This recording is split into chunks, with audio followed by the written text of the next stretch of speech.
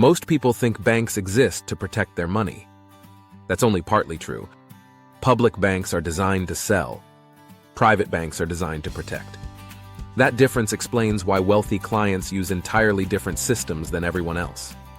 Public banks focus on volume. More customers, more accounts, more products. They make money when you transact. Every swipe, every loan, every fee. Your activity is the business model. Private banks operate differently. They don't want volume. They want stability.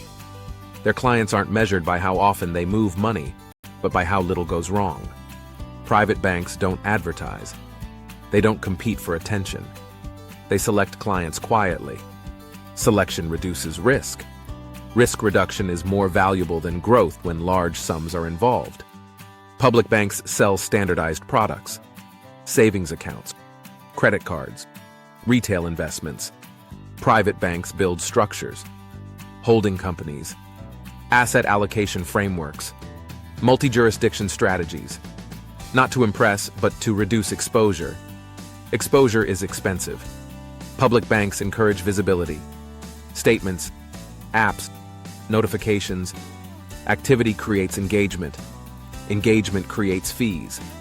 Private banks discourage noise, less movement, fewer changes, longer horizons. They assume wealth survives by staying still. Another difference is incentives. Public bank advisors are rewarded for sales. The more products you buy, the better they perform. Private bankers are rewarded for retention. If the client stays safe, they win. Retention aligns incentives. Alignment protects wealth. Private banks also plan for failure. They assume markets will crash. They assume governments will change rules. They assume mistakes will happen. Public banks assume normal conditions. Normal conditions never last. This is why wealthy clients don't ask, "How much can I make?" They ask, "How much can I lose?" Private banks design around that question. They reduce concentration. They build redundancy. They prepare exit paths before they're needed. Public banks react. Private banks prepare. Another hidden difference is access. Private banks don't give you options. They give you constraints, limits, rules, guardrails. These are not restrictions. They're protection. Most people see constraints as limitation. Wealthy clients see them as insurance. Insurance is invisible until it saves you. Private banking isn't about secrecy. It's about control.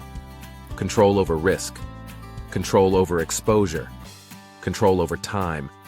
Public banks operate at scale. Private banks operate with precision. Precision beats scale when stakes are high. Hidden fortune exists to show these differences. Not to suggest private banking is better for everyone, but to explain why systems change once money reaches a certain level. If you understand how private banks think, you stop using public systems incorrectly, and you stop confusing access with protection. Subscribe. Hidden Fortune continues.